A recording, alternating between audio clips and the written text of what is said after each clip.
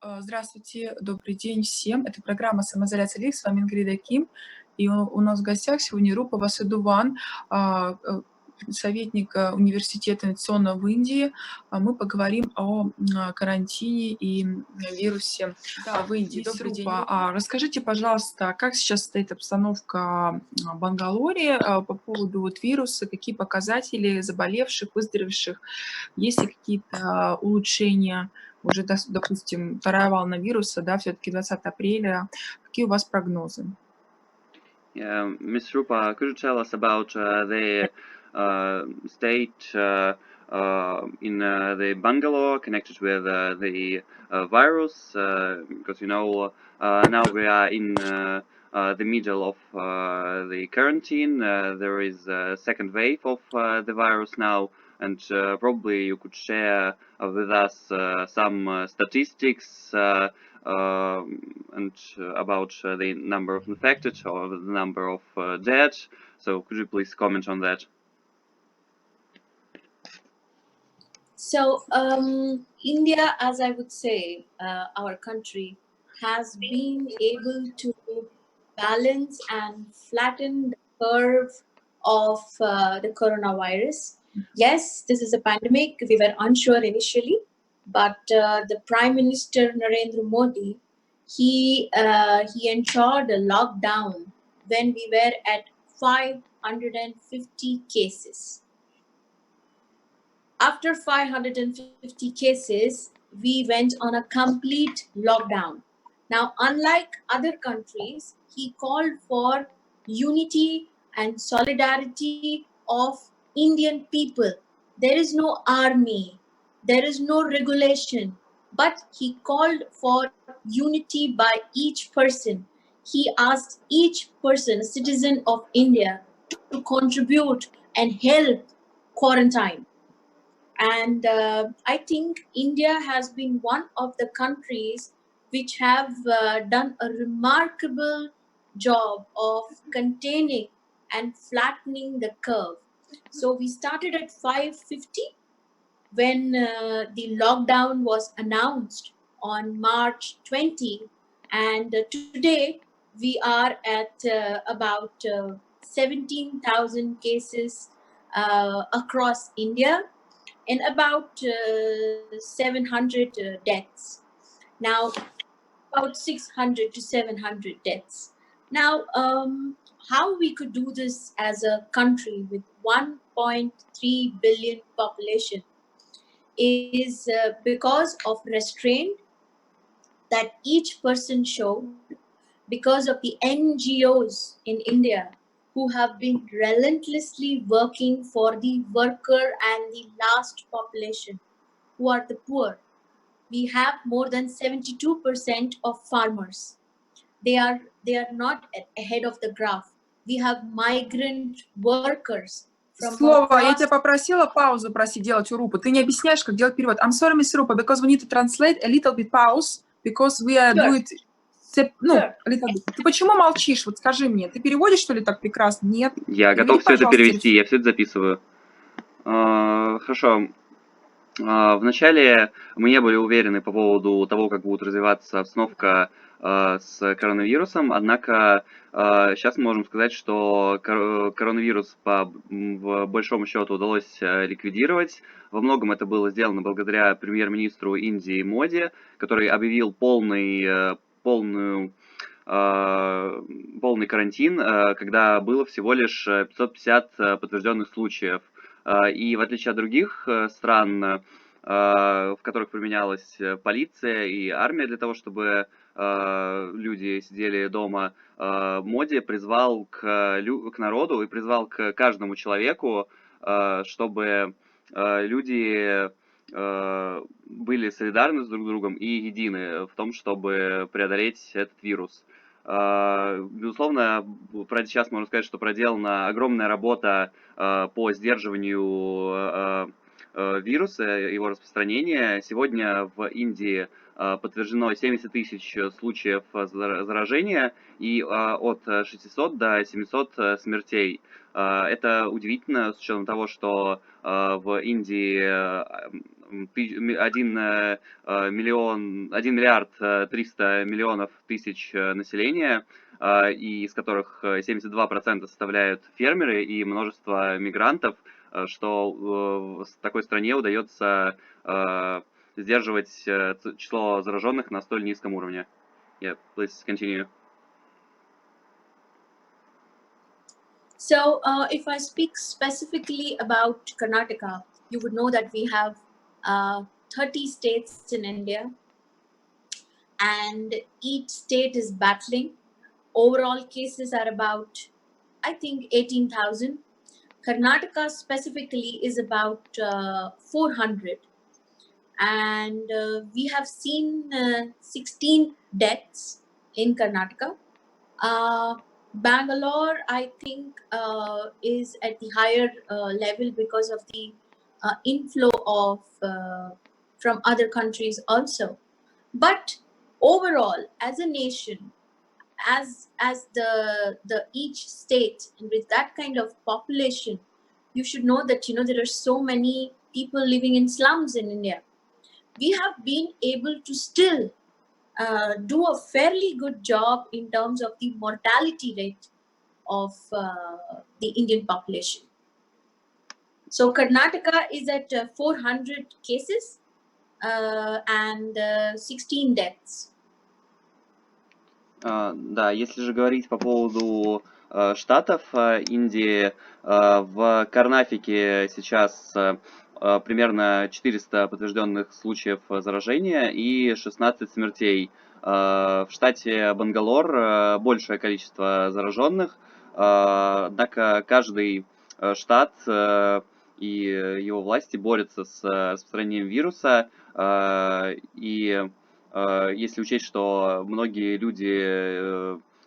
бедные люди живут в трущобах, это также очень большое достижение, что столь малое количество людей в Индии заражено.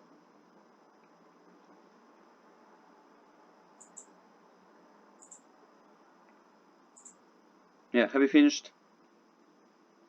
Yes, yes. Okay. Ингрид?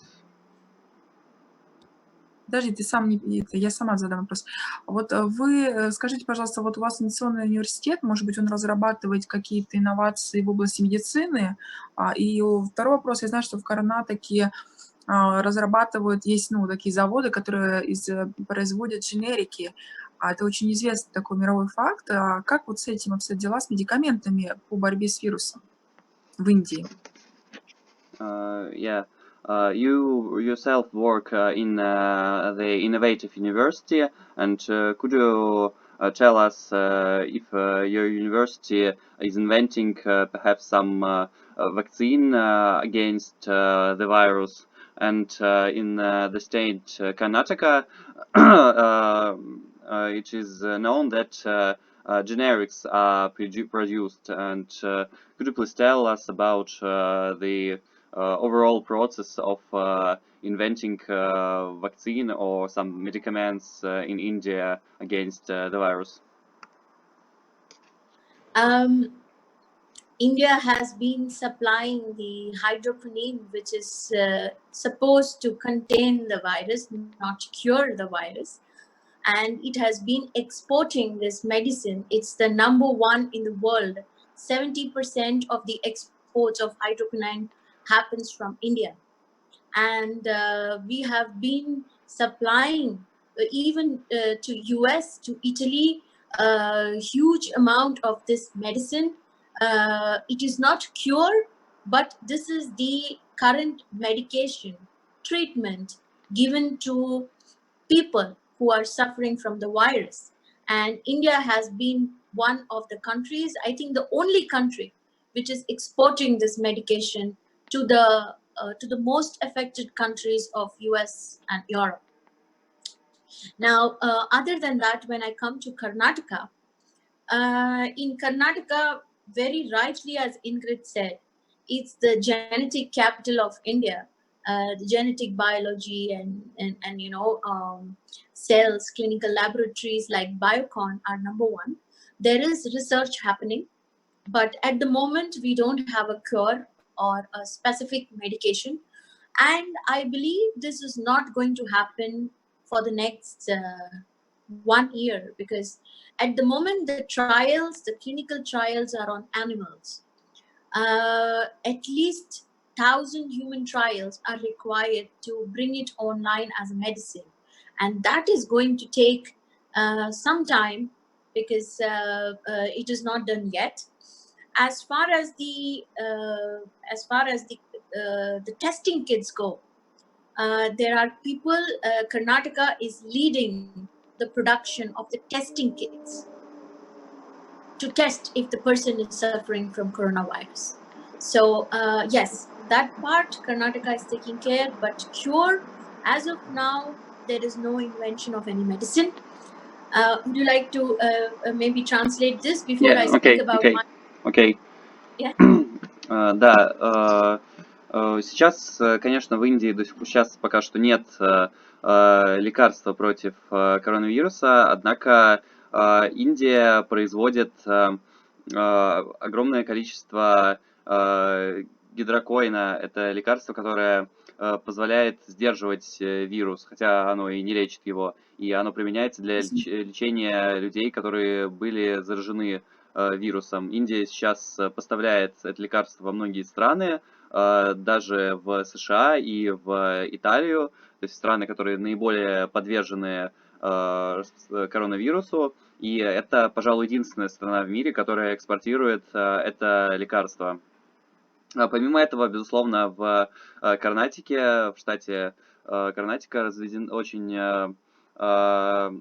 развита генетическая биология. Это, можно сказать, столица Индии в генетике. Однако, конечно, сейчас до сих пор не изобретено лекарство, и я считаю, что оно будет только как минимум через год, потому что, чтобы сделать его, необходимо как минимум 1000 проб сделать. Также в Карнатике производится сейчас больше всего аппаратов для тестов на коронавирус. Yeah, please continue. So now coming to our innovation university, it's the first innovation university of India. Now, in our innovation university, we help and we innovate agriculture practices. So India is 75% agriculture population.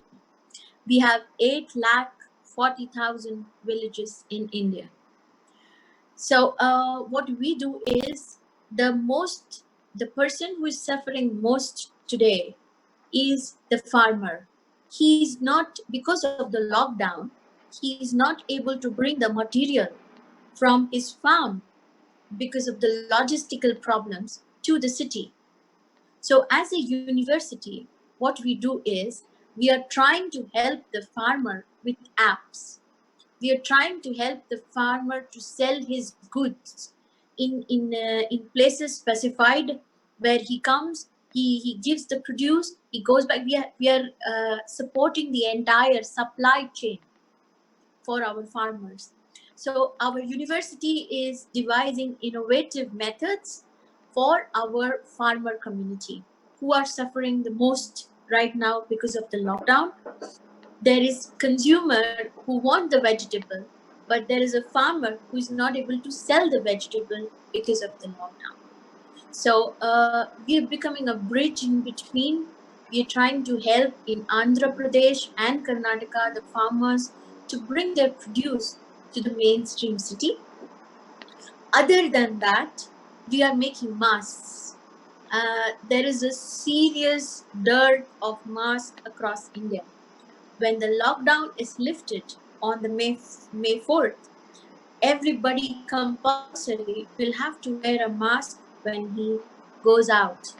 And the people of India, not all can afford the mask now because it is very expensive now. There is huge demand for masks and we are short of at least 5 million masks.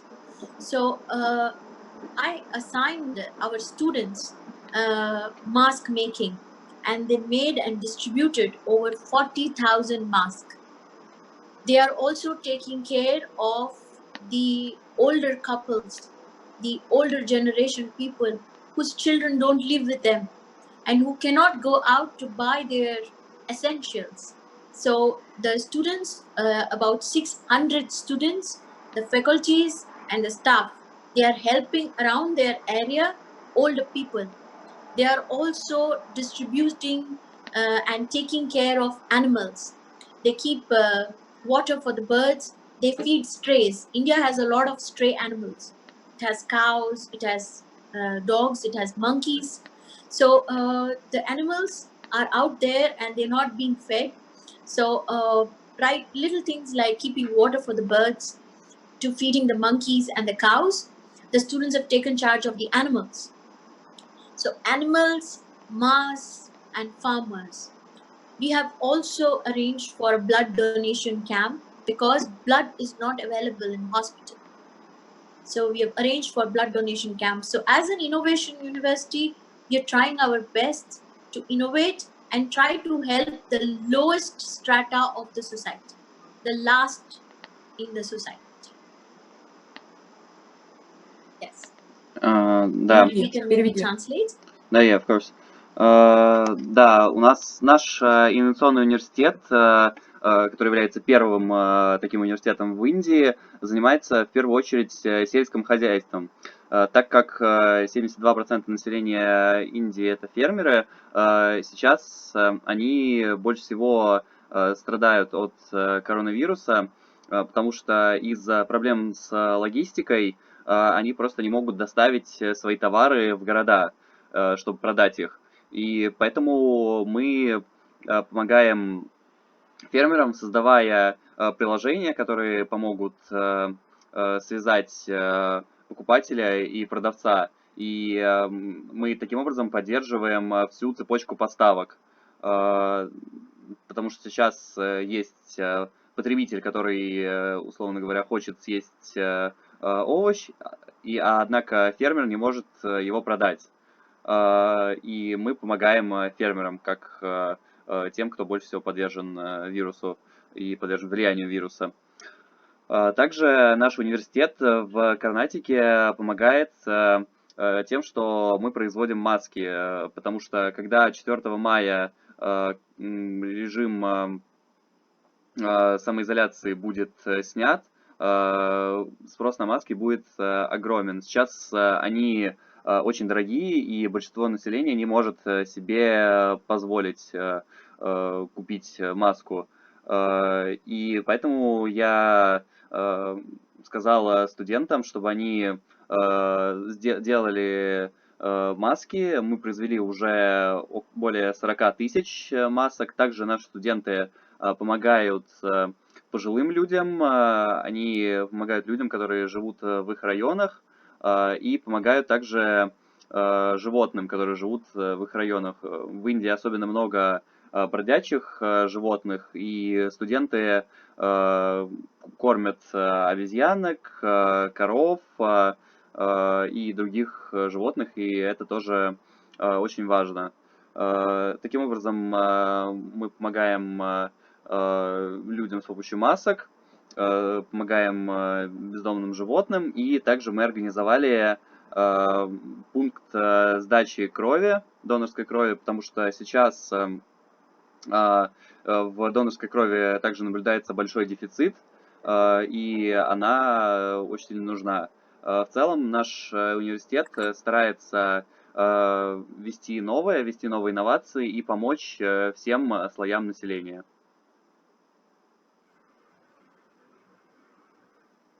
I think, yeah, that's pretty much my answer.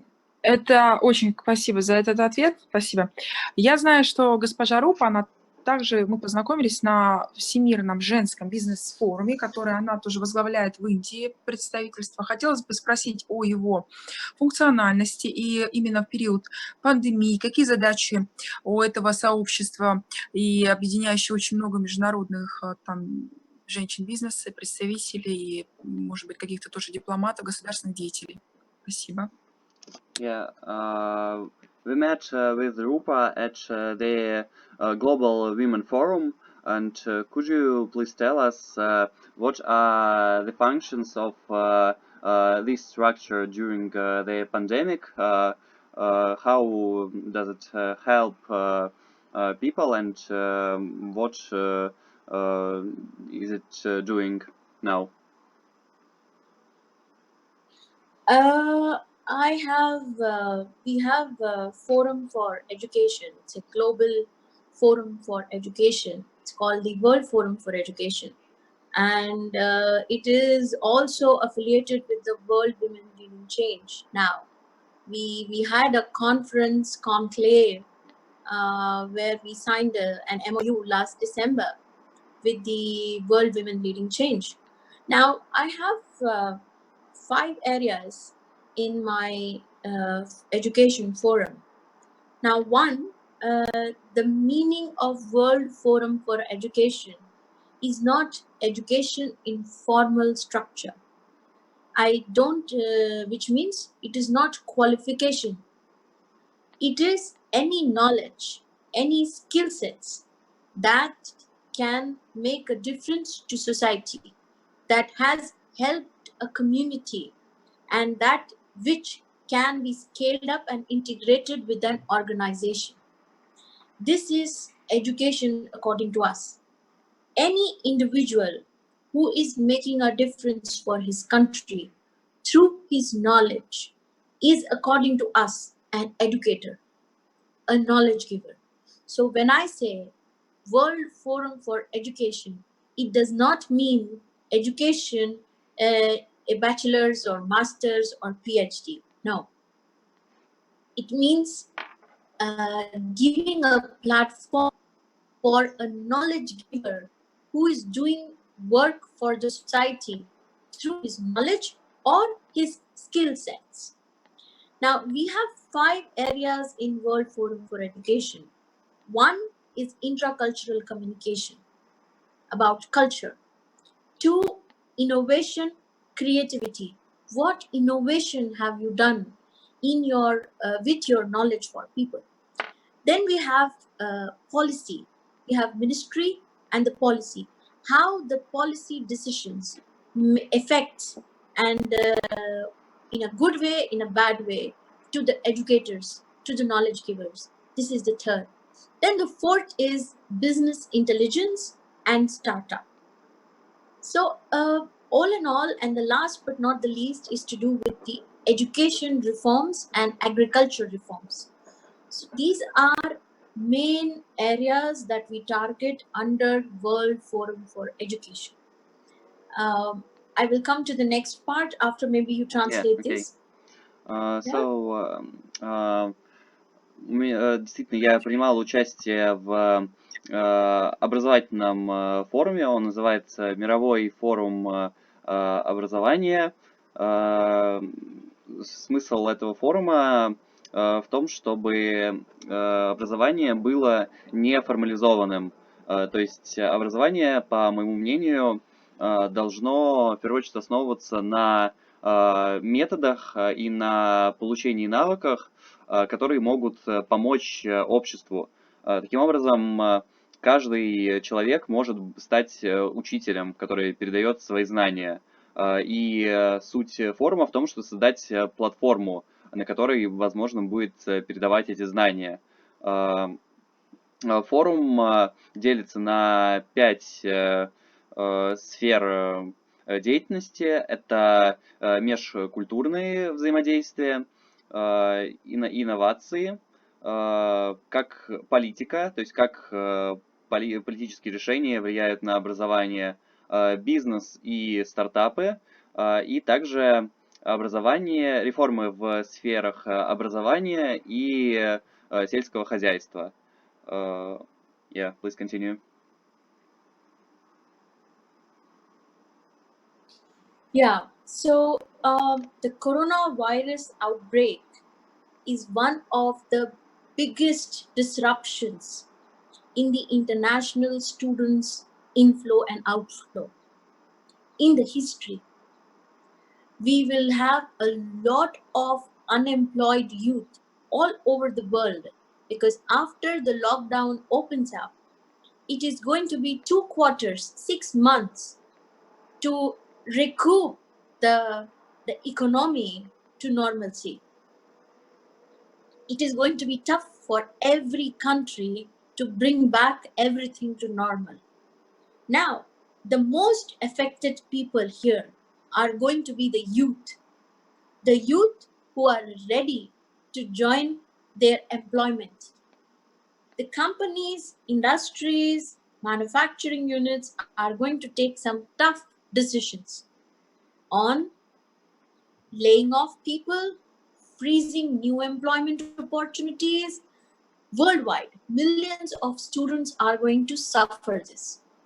Now, how the World Forum for Education, and very recently we have started a crisis management from WWLC, World Women Leading Change. I have built 6 short-term goals for this partnership of crisis management. 1, efficient delivery of courses online. It is important.